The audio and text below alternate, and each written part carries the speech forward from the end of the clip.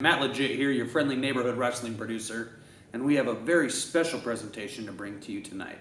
An interview with Barbara Goodish, the widow of professional wrestling legend Bruiser Brody. For those of you not familiar with Bruiser Brody, he was born Frank Goodish, June 18th, 1946 in Uniontown, Pennsylvania. He graduated from Warren High School in Detroit, Michigan, where he was all-state in both football and basketball. Frank went on to play college ball at West Texas University. While working as a sports journalist at the San Antonio Express newspaper, Goodish was trained to wrestle by legendary Dallas promoter Fritz Von Erich and began his career working in Florida under his real name. He would later be rechristened Bruiser Brody by the one and only Vince McMahon Sr. He would win his first championship, the NWA Western States Heavyweight title, on October 17, 1975 in the Funk family's Amarillo circuit. At 6'5" with an unusual, almost frightening look, he became known throughout the world for his wild antics in the ring. In the States, he's renowned for his battles with Kamala the Ugandan Giant and his brutal, bloody feud with Abdullah the Butcher. In Japan, he became widely respected for his hard-hitting singles matches and his tough-as-nails tag team with partner Stan the Lariat Hansen. On July 16, 1988, before a match at Bayamon, Puerto Rico, for the World Wrestling Council, he was asked by Jose Huertas Gonzalez, the booker and a fellow wrestler, to step into the locker room shower to talk. Brody entered a shower stall with Gonzalez, better known as Invader Number 1, and a few moments later, screaming was heard. Tony Atlas raced to the shower, only to find Bruiser Brody bent over, holding his stomach and bleeding, while Gonzalez was holding a knife. Due to a packed stadium inside and heavy traffic outside, paramedics couldn't get to Brody for close to an hour. Sadly, he died. During a trial the following year, a jury accepted Gonzalez's claim that he was acting in self-defense, a decision believed by many to be a miscarriage of justice. Atlas was never recalled to testify, and the knife used by Gonzalez to murder Frank Goodish mysteriously disappeared. To this day, many people, both in and out of the business, believe this was part of a cover-up. Even though it's been 28 years since the death of Bruiser Brody in Puerto Rico, fans throughout the world will not let his legacy disappear. No matter where you go throughout the world, from the United States to Australia to Japan, fans still talk about Bruiser Brody. I hope you fans out there enjoy the few moments we got to spend with Barbara Goodish, Bruiser Brody's wife, talking about his life and his legacy.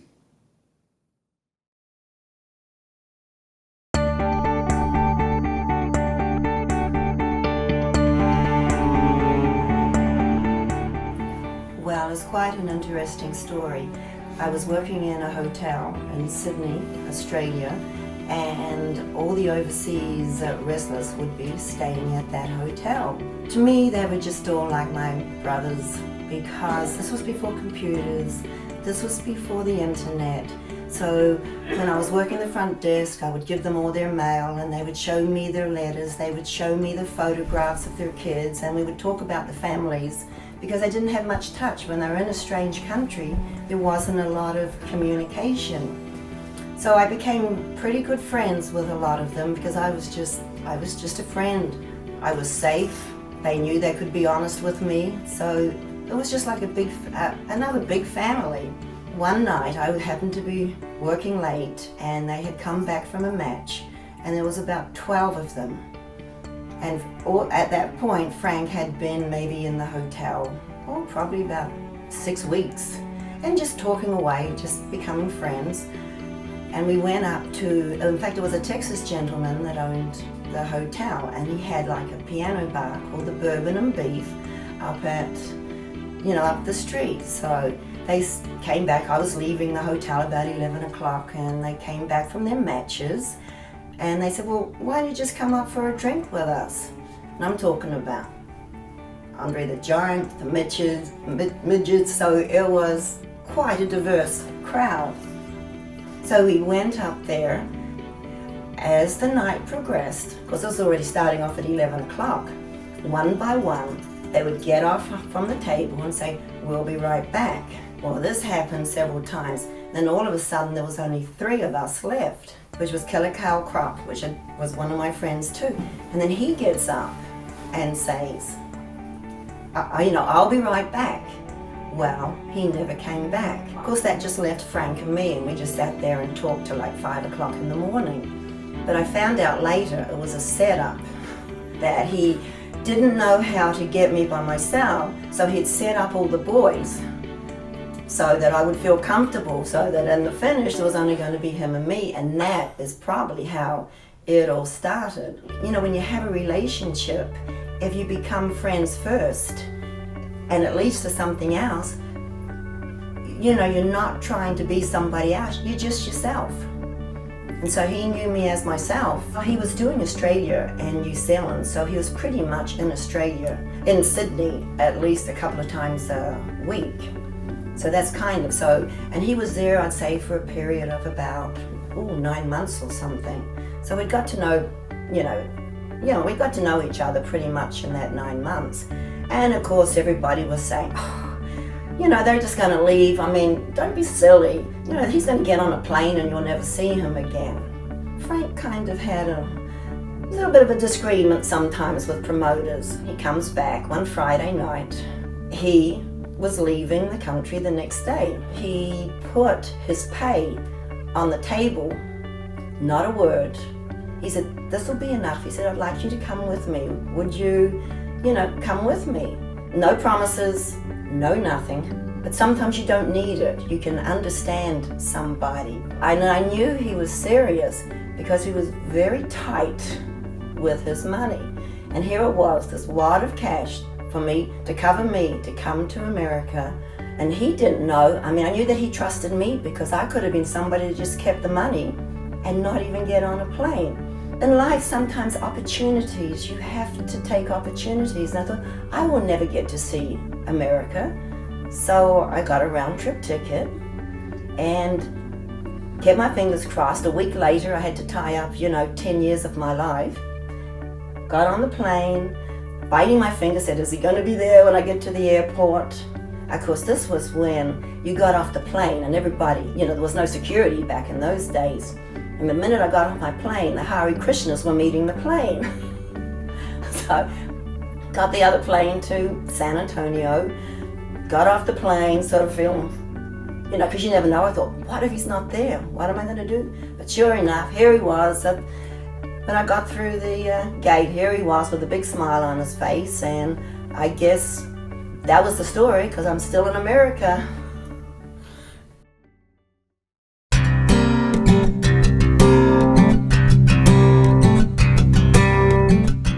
Sometimes when he was working Fritz von Erich's territory and he was driving and it was close to the house, he would take me and his son Jeff. I mean, Jeff was only small. And a lot of times he would go to the wrestling match, and like if it was like in Corpus Christi, he would go to the wrestling match and me and Jeff would go and walk around the town and look at the water and then come back to the match. And a lot of times they were really small that he would have to change outside. There wasn't even a dressing room for them. They were changing in the street. We'd pull up and he'd get up and hide and he'd be changing in the street to go to the building. Sometimes he would leave and it might be 4 weeks before I even heard from him, especially when he went over to Japan, because those were very long trips. But I think he knew I could handle it. He said, I knew when I saw you that you could probably handle my lifestyle. I'm not going to say it was easy, because especially when his son was born, I mean, he was on the road. He was the last person to know because he'd left. And his son was born, and he was somewhere between Kansas City and St. Louis. And then I think when he got to where he was going, there was a note at the hotel saying that he had a son. Then I had to keep saying, I can't go home. I've got nobody to take me home, until he could get back into town on the Monday. He flew on the plane. He got in about 9 o'clock, 10 o'clock that night. And then he had to leave again at 9 o'clock the next morning. So yes, it was a hard life, but you manage. Wrestling is not all glamorous. There's a lot of hard work.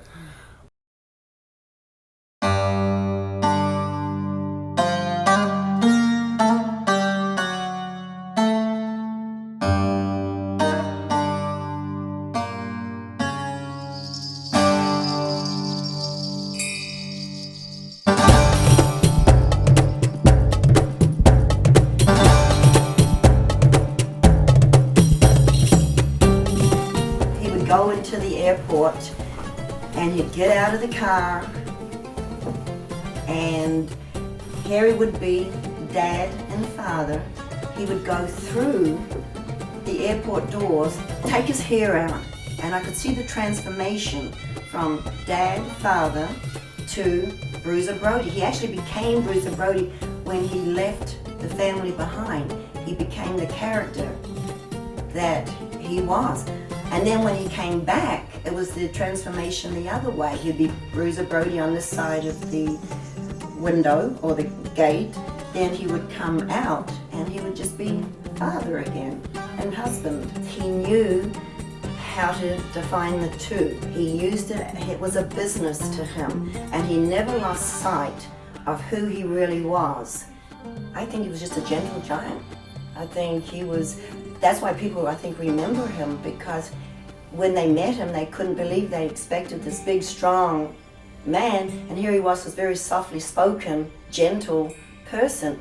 And even today, I have people call or message me and things, and they tell me about times that they met him when they weren't into wrestling, they were just a little child at the airport, and he would see them hiding behind their parents' legs, and he said he would go over and talk, bend down and talk to them, and they said their whole life they realized you can't judge a book by its cover.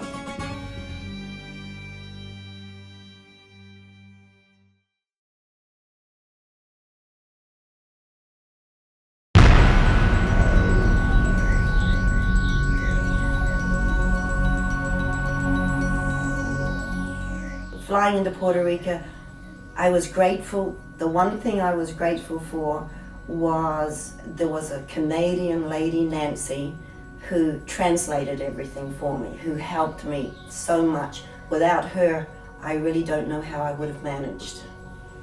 The one thing I had said, because the Puerto Rican people were so kind to me, and I wanted them to know that I don't define the people just because of the actions of one man, because it was a tragedy. If anybody is interested, it is in the book. It was very therapeutic to write the story, and I think that was one of the things I think that helped me the most, because some things in life you kind of block out, and writing the book kind of helped me get it all out of, sometimes putting things on paper just really helps.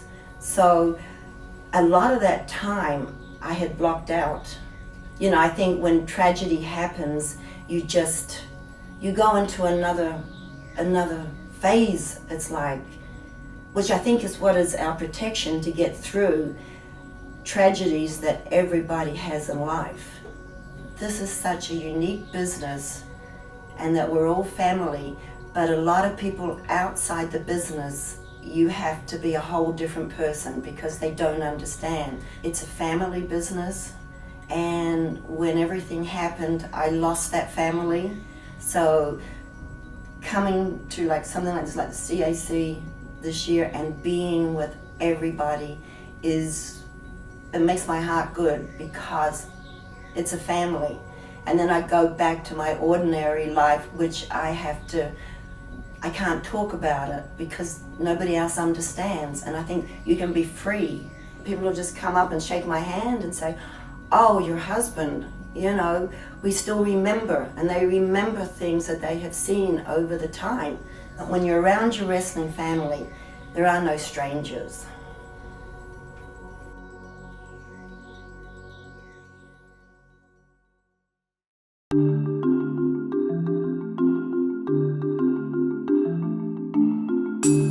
Well, a lot of people had asked me, and I was totally against the idea. And Larry Matisak, who worked with Frank in St. Louis, who was the booker, who was a very, very good friend, who Frank trusted so much, he approached me. But just before he had approached me, I had gone to visit my son, and he said, "Put in Dad's name in the internet," because this was just when the internet was coming and I hadn't had no access to internet. So I typed in Bruiser Brody, and I was totally shocked. So much of it was untruth. It was so much lies and just what people have made up. And I thought, well, there's two people that know the truth.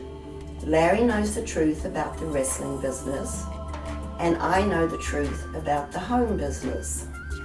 So, and when Larry approached me after that, I said, there's only two people that can get the truth out there, and that's you and me.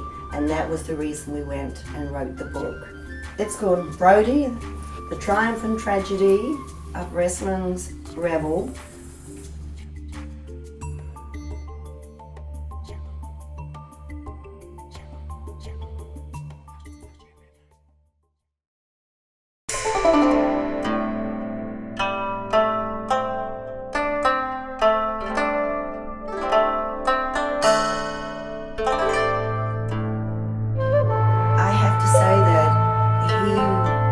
So much remembered, and I so appreciate that everybody is keeping his memory so much alive that it's quite astonishing just how much. And now with YouTube and people that have never seen him wrestle will tell me, oh, I saw your husband's match between Ric Flair, and they remember. And of course the Japanese, he was so big in Japan that even the Japanese will come and say and post pictures. And because of, you know, Facebook messaging, I get to see pictures of him from Japan, and it shows me even sometimes a different side, especially in Japan. I mean, here he is in the gardens, or here he is in the wharf, or here he is on a boat, and it's showing me a personal side that I haven't seen. He seems to be so alive in the memory. And they even have his own Facebook page called Bruiser Brody, Hardcore Before Hardcore. People post, and all these people, it's just wonderful. And I keep track because I do appreciate when people message me and they send me such nice messages. I always will respond because I am grateful that they still remember him. So I want to tell them that I thank them. Because, you know, this business, without all the fans, this is what the business is, and that's what he always tried to give the fans the best night of their lives. And I think that's why he is still remembered today.